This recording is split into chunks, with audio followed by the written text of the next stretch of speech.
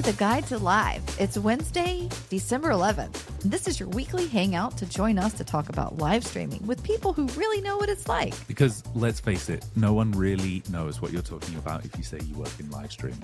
But we do. So I'm Tara, and across from me is the co-host Ben. And together we make up your Guide to Live.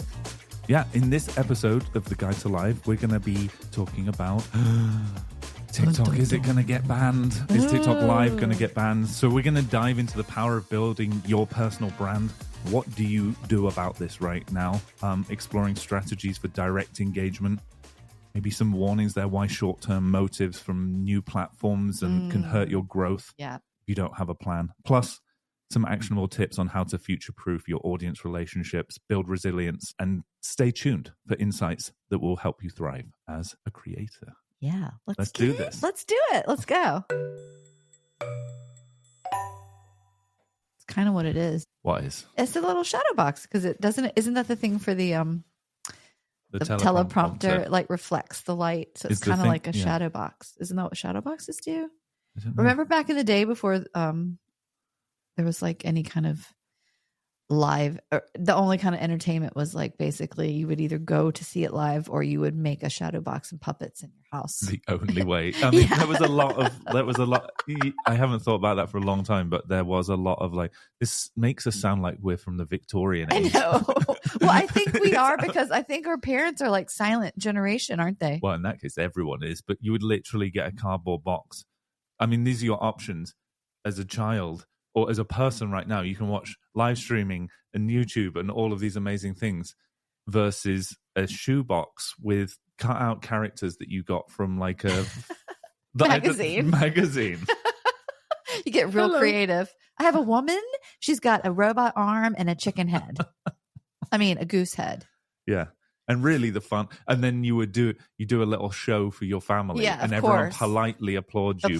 And then you feel like you're the biggest star in the whole entire world. It was kind of rubbish. Well, isn't that what that we needed that encouragement to get us to do what we're doing now, though, right? Oh yeah, I've done the number of magic shows I've done at home to either just my parents, and bearing in mind I'm an only child, it was very much it was 1, 2. That was the audience. You had two people. So it would be 2 stools, a blanket over the top. That's the table. That's your table. I'd have a Paul Daniels magic set. I don't know what a Paul Daniels is.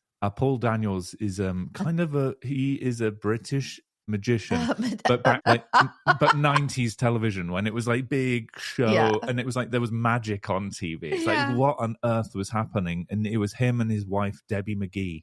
It's worth a Google. I'm not going to go into it because I can't remember them all and I don't want to say anything incorrect, but it was that time in history when entertainment was happening. I think that was the golden age of TV, like of television, and like it was the boom. It was the big boom. Yeah. It was, and people were figuring stuff out. Yes. Yeah. So some of those shows that we laugh at now, all that was people being like, I wonder how we can take this thing that used to be on the stage and put it on TV. And it's like they were just trying it in different ways. Yeah. I liked it when, do you remember one of the first like shows where they got audiences to send in video clips and then they made a show out of it? It was called like, we had, it was like bloopers and practical jokes. That was one of the shows. Yeah. TV's famous bloopers and practical jokes. So that was more like TV outtakes. Yeah. But this was like, it was called America's Funniest Home Videos. And people would send in their home videos. And then there was like, I guess a production team would like go through them and watch them and find out and then like put the best ones on. And then there was a competition. Yeah. And then the ones that made it to the finals would like win a big bunch of money. But it was funny because it was like getting the audience who usually watches TV making like to contribute and then making the show all of it, like basically making the show with their content. There was something like that in the UK. I seem to remember at the end of the show that'd say, if you send in your videos, we'll pay you £10 if we use it. Or some amount. That might even been a too large a number, but some strange small amount of money that you would get, but everyone would send it in. That's a little different because this was like, you might win $10,000, and come to our studio. Yeah. And be on the show. Yeah, that's more American. Yeah, for sure. Of course it is. Bells and whistles, baby. Smoke and mirrors. Isn't that what magic is? Getting back to the magic? Yeah, smoke and mirrors. Swinging it back to that magic. So where do we even begin talking about something that's never happened in the history of modern memory, with the concept of TikTok Live being banned? Well, not TikTok Live being banned, but TikTok. Oh, well, we just did with the live site. If live streaming is the industry that we all work in, yeah, TikTok Live represents the largest audience share for live streaming. Right. So the idea of it being banned is obviously a huge impact to the ecosystem right now. And it's definitely worth discussing. Yeah. It definitely is, because I know I've heard from several individuals that are concerned because their livelihood is dependent upon it, and their lives have changed for the better because of it. And it's like they're really worried right now. So but rightly so as well. I think that there is like this language. So first of all, I think what we want to talk about here is really like, what do you do as a live streamer? Literally, what do you do? And there's a lot of different suggestions on what to do. I think the first thing here is it's not about where you stream. I think first of all, as a live streamer, it's really worth remembering that you are the brand. If you're a live streamer that has built, we're going to talk assuming like you're a live streamer on TikTok Live right now as well. Yeah, we're going to really focus on TikTok Live, this platform particularly, just because of the topic. If you've built your audience, right? Your community. You have all of the power because you were the one who did that. Yeah, you've built this community that comes in and is like, it's a tight knit, really special thing. Like it's not just an audience, it's more than that. Yeah. It's because it's interactive, But they built it on the platform. Yes, they did. They are the ones who built it. The streamers who have the audiences built it. So what does that tell you? They can do it again. Yeah, it's possible to do it again. Right? If you've done it once, you can definitely do it again. If you think about the pie, the soup that you need for live streaming to work, it's a stage, right? Mm-hmm. That's basically the app. Yeah. But that's nothing if it's full of people who are unable to hold audience and be entertaining and what? I just imagined a big stage, like a festival, and then there's like a bunch of like wackos on the stage, and they're like sticking their arm under their they're making fart noises under their armpit and just doing a lot of crazy weird stuff. I was just like, you're thinking it's not like a stage is only as good as the performance on it. Right. And then I was thinking, I was like, I don't think I would want to watch that, whatever's on that stage. That's crazy. So you're telling me you just had an imaginary stage in your head instantly, and it was so the performance was so bad you were like, I don't want to watch that. Yes. But it made me giggle because I could see all the people up there performing, and it was just funny. Yeah. But so if there's three parts of this pie, there's the stage, there's the performer and then there's the audience, right? Yeah. And so I think there's going to be a lot of like push and pull. This is a good place to stream. This is a good place to stream. I think first of all, it's like first principles here.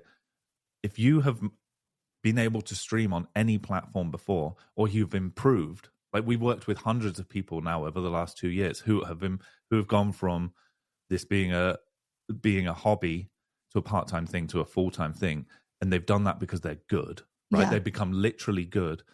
Like that means you can do that again. Yes. And yes. Also, I want to add, we've had people who've come from other platforms, such as like Twitch, and they've come over to the TikTok platform, and they've learned to change like how they engage with the audience, and have really built up another huge community because of that. Yeah. And so if that's been done once, it can be done again. Right. Repeating, just remember your value in that. Like we today could go build the most beautiful live streaming app possible, right?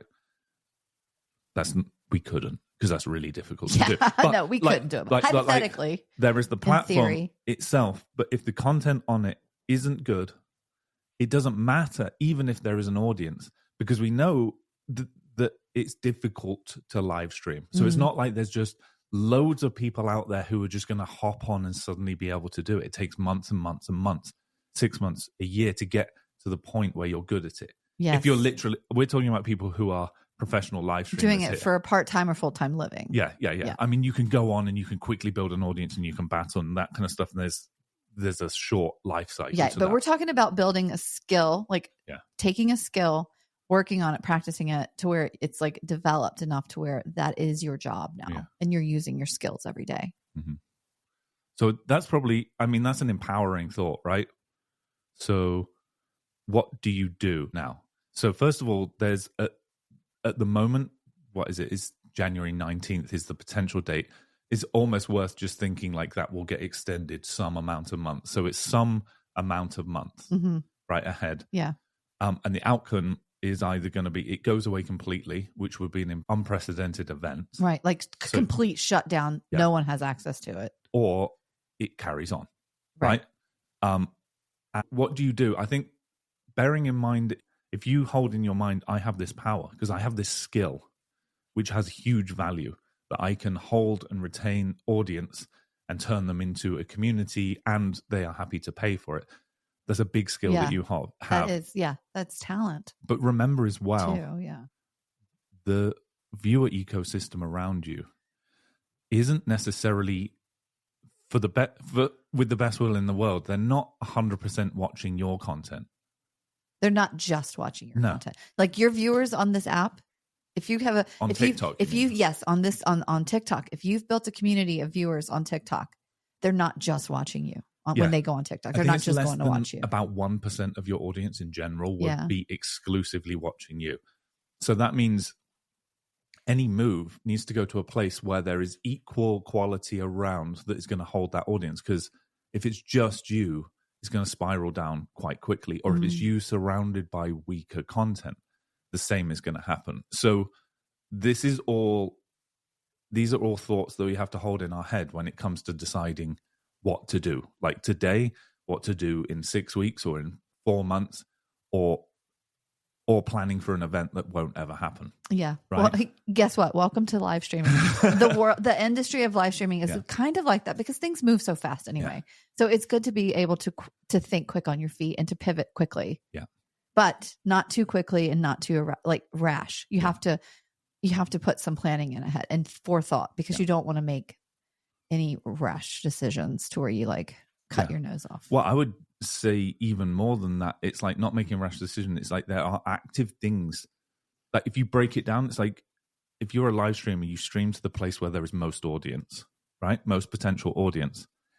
But you want to be capturing that audience as your audience as well. Mm-hmm. So maybe we won't talk about this right this second, but like there is a focus to be had right now at the place with the most audience. That's currently TikTok Live, with like I think it's three plus times as many viewers than all of the other platforms put together. Yeah. Right. So building connections with them, building email lists, Discords, Snapchat groups, all of those things, building an actual community. And we're not talking about like, hey, go follow my Snapchat. I'm not suggesting that. I'm saying like as a business, building a CRM, a client management system. Yeah. Or even if say I have a Snapchat for this community, right? This community has a Snapchat now. Yeah. Or if you don't use Snapchat, you want to use another app like Instagram or something, you can build a community. Say, this is my TikTok community on Instagram. That way you have it's your live streaming community. Your live, not your TikTok community. It's your live. Yes. Think of it that way. I was just focusing in on the TikTok one because we were talking about that, but yes, exactly. Yeah. You're live streaming. However, you need a central place where all of your community from whatever platform you stream on, they can all come centrally together. Yeah. And that avoids a situation where you're just like jerking from one place to another and trying to pull people across. Right. Which, like, if anyone has spent any time working in social media, like, or viewing social media, it's almost impossible to move one group of viewers from Instagram, say, to X. That's a really difficult move, even if you've got the most engaged audience. Hey, come over and see my other content over here. It's like they don't do it just because of viewer habit, not because they don't like you. That's just how viewers work in general. Yeah. And that's what I meant by you don't want to do anything rash, but like you don't want to just go to another platform instantly and not prepare. Right. Or you don't want to be, prepare and then go to the wrong platform because you're led by something that you think is good, and it might not be. Right. All glitter is not gold, as the famous Bob Marley says. Yeah. Yeah. That's a very all that glitters quote. Is not gold. Yeah. That fear, it's like FOMO, fear of missing out. That's what I mean. There's going to be a lot of pressures and tides pushing on people, right? Right. And and that's not only platforms like vying for position, like, which is obvious. None of this is bad. This is a market happening right now. And it's like it's a crazy time to be. It's happening in this time right now that we happen to be here on this planet. It's insane. It's crazy. But there is this, so there's that kind of platform pressure. But there's also just like people pressure. Yes, it is a lot of, because like the first thing people think of is, oh my gosh, what if it shuts down? What am I going to do? And then, people are in their ear, their peers, peer streamers are like, hey, you should go here. I've gone here. It's great. It's great. Or you should go over to this one. This one's really good. Mm-hmm. Yeah. That doesn't equal good strategy necessarily. And there's also the human effect of like, anytime anyone's doing something, they'll always say that thing's the best because it's like I think it's called induced compliance. Yeah, it is. It's called induced compliance. It's like you do it's like where parents, it's like, saying to other people who aren't parents, being a parent is amazing. Mm-hmm. It's like, it's the best thing on what no one says like, oh, like it's awful. So like, don't sleep. There's all this terrible stuff. Yeah, they never tell you that stuff because it's like misery loves company. And it's also like when you get your bangs cut, you're like, I got my bangs cut because you're like deciding like, yeah, I did it. And then you finally do it. And it's like instantly you regret that you just cut your bangs. So naturally you go around, you tell all your friends, you're like, you know what? You look really good with bangs. You should do it. I did it. Look at me. There was, as you were saying that, I was just looking up. There was a big experiment. They called it the induced compliance experiment. This is like in the 50s. Yeah. And basically, they got participants to perform a tedious task, and then they were asked to persuade other people to come do the same task as if it was brilliant. And like they were motivated to get the other people to come join them, even though the task was tedious and not very well paid, because they wanted to sell their thing as the best, that they'd made the right decision. Yeah. Which is so fascinating. So what was the experiment exactly? It indicates that with insufficient external justification, individuals alter their internal beliefs to align with their actions. Okay. So they change their beliefs to align with the action that they just made. So they can say, I'm going to justify it now. Yeah. Yeah. Yeah. That's awesome. And I think we humans are so weird. Yeah, we are weird, but it's worth being aware of that stuff because these are the seas that we're in. Yeah. Definitely better doing this. Yes. This goes both ways as well. Yeah. Be wary of what people say. Just always make sure you have investigate. Mm-hmm. Take the time to explore all avenues. Yeah. But most importantly, create a central place where all of your community, your live streaming community, can all meet together. Yeah. But this is good business, right? Like if everything just continues as it is, the ban talk goes away and TikTok Live just continues. Let's just say that happens, right? Scenario one. Everything that we're talking about doing right now will make you more successful in that outcome as well. Yeah. Because it's everything you should be doing anyway. And honestly, so we work with streamers. They have, when we talk about CRMs, that sounds like something from the business world. Right. And it is. Client relation management, right? They have email lists. People that we work with have email lists that are firing out emails to say about important lives. And those are the people that can say, hey, you know what? I'm streaming here today. Yeah. I'm doing this.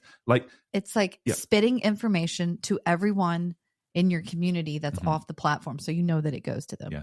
And that is like an insurance. Mm-hmm. It's so important. Any business, career insurance. It is. But any business, like I've been working in the business world for a long time, different types of business, mostly service. Mm-hmm. But I've always known everywhere I go, every business I've ever worked with is like, got to get the emails from the customers. We need to be in contact with them. We need, like, every time you go to buy something, like, can I get your email? I'm like, no. Yeah. But they're doing that for a reason. I know. They're not doing it. I don't want to be on your mailing list. Like, yeah, that's what it is. That's the thing. When it comes down to it, like, you think it's a mailing list. Like, and a mailing lists are really annoying. But so why don't we just get, because mailing lists is an old way. Let's go through. There's a lot of different ways to do it. And we might, like, if what we're talking about now is how to prepare, right? We can talk about a million different outcomes. We can talk about, like, be sensible and strategize and don't make quick decisions. But really, literally, what are things that you could do right now? There's probably about 5 or 6 things that we can go through. Let's talk about them. Yeah, let's do it. So obviously we've talked about email lists, right? We probably don't need to go into that anymore. But there are newsletters. There are programs out there, MailChimp, that can automate emails. You need to be thinking about where people are signing up. So hosting a sign-up link to your email list within a link tree. Mm-hmm. You can create those. Adding that as a call to action. Why? Yeah. Well, maybe there's some competitions in there. Give them a reason to go sign up to it or whatever it is. Yeah, maybe you give away something every year. Yeah. Whatever. Wow, generous over there. Oh, or maybe you send a birthday wish. Yes. On a birthday. Right. So you could collect their birthday. You could collect their phone number. You could collect all those things if they give you permission for that. Yeah. The other obvious one is a Discord community. And I don't think we should spend very long talking about this either because it is kind of self-explanatory. Exactly. Yeah. Like a lot of live streamers use Discord as a way of communicating. And it's a great hub for the community as well. Mm-hmm. Maybe some more interesting ones. Oh, yeah. Like if mail lists are like the mail that ends up in the physical mail in your front mailbox, and then you get and then the email list is what they were collecting. Yeah. Now I've noticed, like, what's your phone number? Yeah. The first thing they ask me, what's your number? Like I'm a customer and they're pulling my information up. No, they just want my number so they can send me SMS messages. Yeah. So there's SMS systems. Yes. So we have an SMS system within Blue, which allows us to send messages out to people. Yeah. People have to register. There's a lot of data protection in this. Yes. So, like, this isn't just, we're not saying collect everyone's don't ask them. There cell is number so you can text them. This is that's small scale. Yeah, we're talking big scale. Like if you wanted to invest a little bit of your income of what you get already, reinvest it into your business. Invest in a CRM. Yeah. And basically anytime you go live or anytime there's a big event or anytime there's a big announcement, everyone who has signed up for it and is on that list will get a message spit out to them. Yeah. And this is like, people really don't check their emails as much as they used to. Everyone's really just checking their phone messages now. It's like, there is, and again, you don't have to manage all of that. There are programs, and we're not here to advocate for any of those, actually. No. There's ones like Community or Simple Texting where you sign up and now it manages the whole back end and it deals with all of the regulations and GDPR, which, by the way, are really serious. Like, you have to take that stuff. This is absolutely, and we're mentioning this. This is not to be taken lightly. We're mentioning this because this is for all streamers from all levels, on like very beginning amateur to professional, no matter what. This is so important when it comes to this type of privacy. Yeah. What about, do you have a website? Like, you can launch a website using a Squarespace or like a bunch of other places. That is a central news place that you can put stuff, right? Musicians have websites. Why do they have them? Well, it's a place that they could go to, and it became really, really unfashionable and almost unnecessary. Maybe, like, we're going to be in a cycle where this is necessary. Live streamers have websites. Yeah. That might be a thing. It might be a thing because, you can't put all your eggs in one basket these days with all of the different platforms and with everything going all around. It's like, you just can't. The best secure thing to do is create your own space. And with first steps is creating a web page. Like, that is that's like a stationary place where anyone can find you. You can say, here, .com. Yeah. Yeah. And then that's where you host your SMS sign up and your email sign up. Maybe there's a bit of exclusive content on there. It lets people know what your schedule is, so where you're going to be being live, when, all of that kind of stuff. It's like your bulletin board. Yeah. And it might not be a website. It might be like more of a blog or a newsletter or something where you're hosting community in a place. Yeah. Then, I mean, dare we say it? Oh, yeah. You could be monetizing those places too. Like, this is a business. This is a industry, and there's no reason why you couldn't be charging access to that spot as well. Exactly. Because of extra content, things like that. But it's all driving back. Ultimately, then you still go live stream in the place where the eyes are. This isn't to say just immediately replace this big eye, this huge stage with this like doing it on your own. Yeah. Like, that's not the suggestion at all. Like, you still have to go out into the world and tour, to use the old like terminology of music. Like, you have to go out and like physically get in front of people. So that's getting on TikTok Live where the eyes are right now and doing that, but doing this as well. Right? Yeah. It's a building block to your business. So that would be like hosting private member communities, essentially. You could be doing that. I mean, big scale. Would you think about make your own app? Yeah, why not? I know I know some creators who are doing it right now. Right. Now you have a place for your community to exist. And just like your mind could just go wild at this point, what you could do within it. And like we're kind of starting to talk about this more. It's like over the top. OTT, baby. Yeah, streaming. Like we should probably do a whole episode on that kind of stuff, I think. Yeah, we will definitely do an episode on that. Yeah. What about like setting up events now, like over the next 5 weeks? Yes. What are the big things that you're going to do? And we're talking about virtual events. I'm talking about, virtual live stream events. Yeah. Live streaming events. So you could, here's one version of what you could be doing right now. Hey, everyone, go here, do this, go here, like go to this platform. Or you could be like putting on the best thing possible right now. Yeah. Saying, I'm going to have a massive event here. I'm having a big Christmas stream. I'm doing this thing. Use those as tentpole moments. Yes. To then send people to your mailing list. Exactly. All of those things. And at the same time, simultaneously, building your community with the time you have left and getting as much for the time you have left. Like everything. Growing your community, growing your revenue, growing everything you need so that when you do move over, you've really utilized your time. Right. And used it to the vet. Dude. What? Dude, like, it's not when you move over. This is like if. Like if. Because all of this equals the best outcome in both situations. At any time. And I'm just saying when, meaning not just like with this. I'm saying at some point in your career, you will have to move at some point. Oh, yeah. That's a good point. Great point. That's what I'm saying. This isn't so narrow. Like, let's take our blinders off and like think of the big picture. Like, live stream is going to be around forever. I mean, not forever, but it's going to be around for a long time. There's a future. Probably here. Everyone who's doing its lifetime right now. Yes, we have a big future ahead of us. And that's why I'm saying don't be so like pigeonholed into this moment. Think a little bit broader. Yes. Yeah. Think big. Yeah. Yes. Right.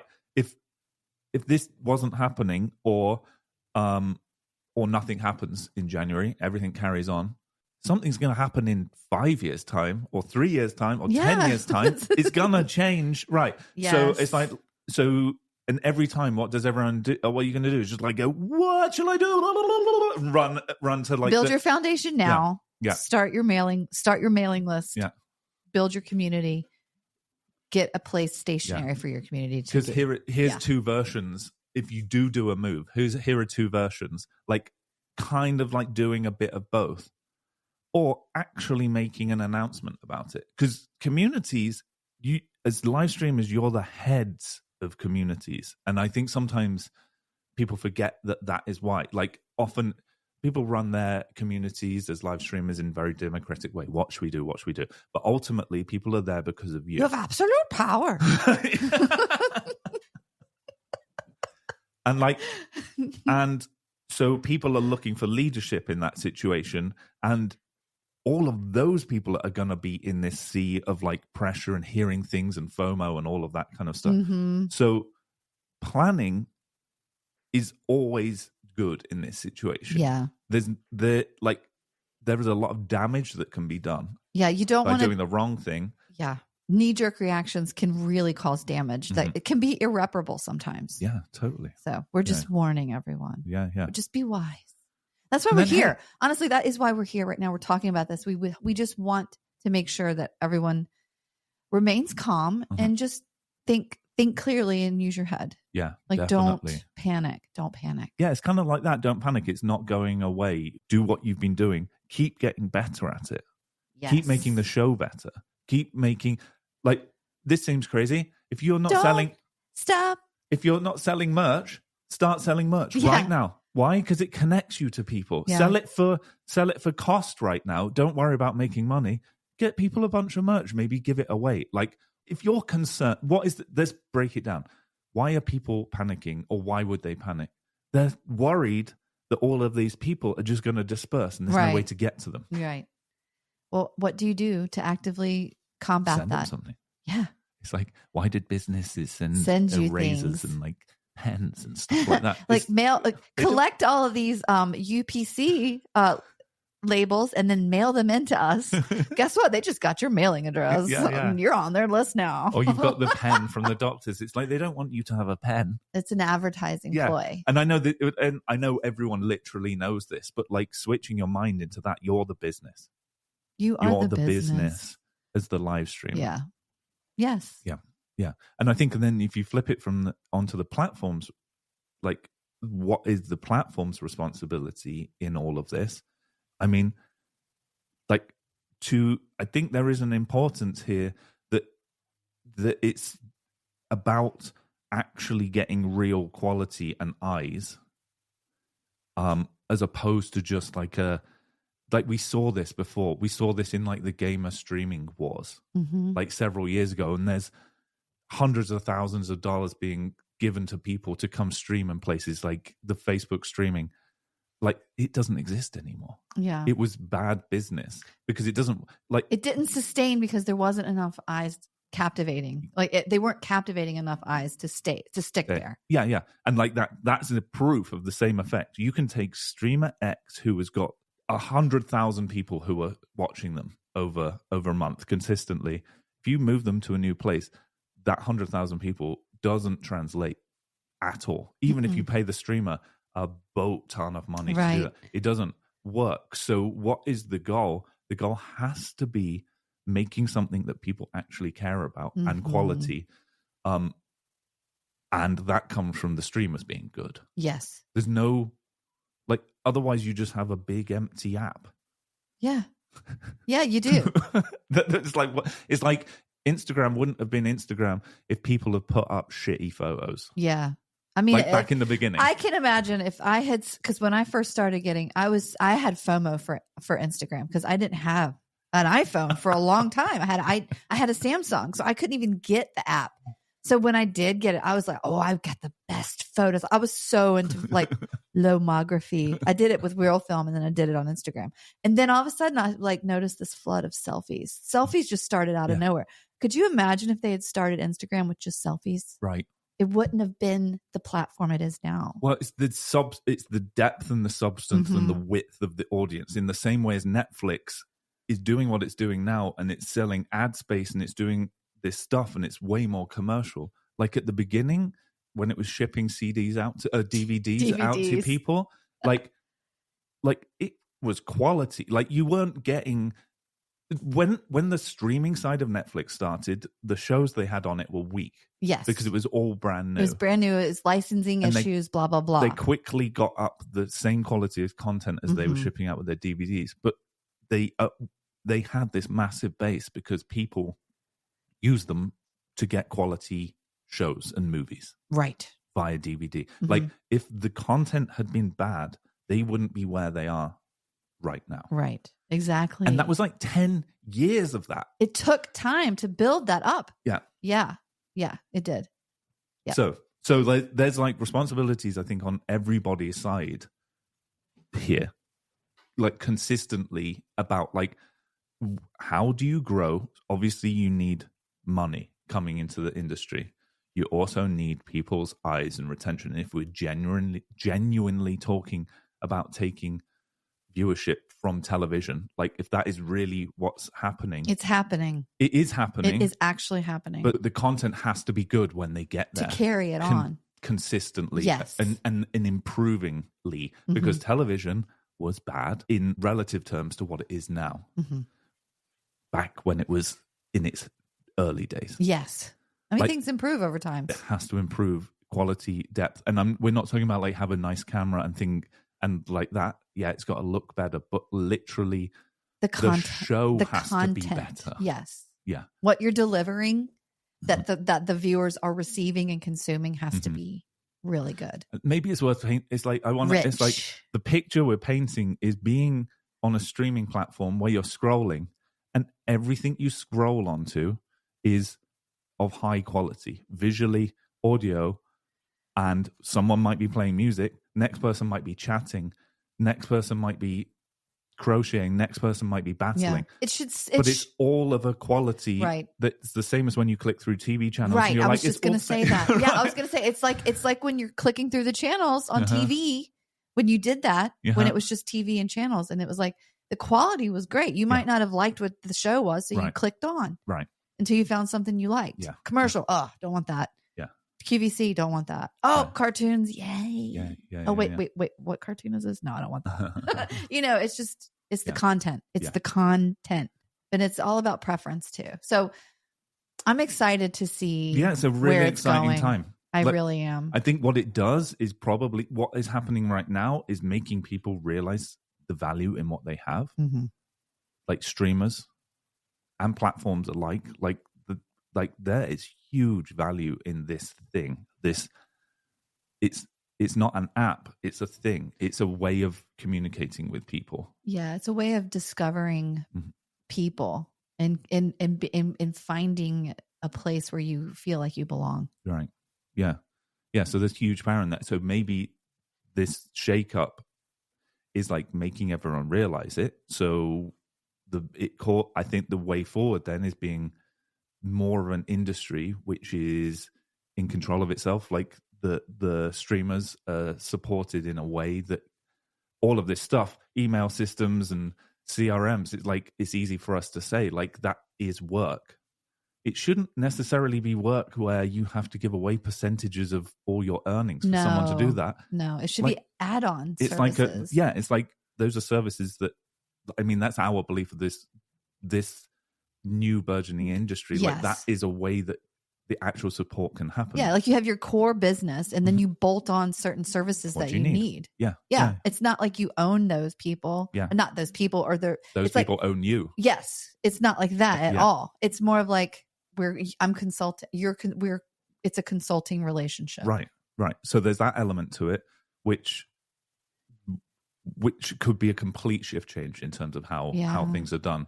And like there's so much potential in this right now. And it's all because of the way the format works, because it's viewer to director to performer to streamer to host, whatever you call the person. And yes, there is a platform taking a cut. There's always going to be a platform taking a cut. Yeah. Unless you have your own app. That's the other podcast, right? Yeah. Like you do that, but like there's going to be something taken out. But the difference in this industry is the rest goes direct to the person. Yeah, which a lot of people new in this industry don't understand and there's a lot of behind the scenes in like the old world entertainment industry where there's a lot. It's like there's the talent and then there's a whole posse of people who in between that and then the product of the content. And the money from the content has to pay all those people. Right.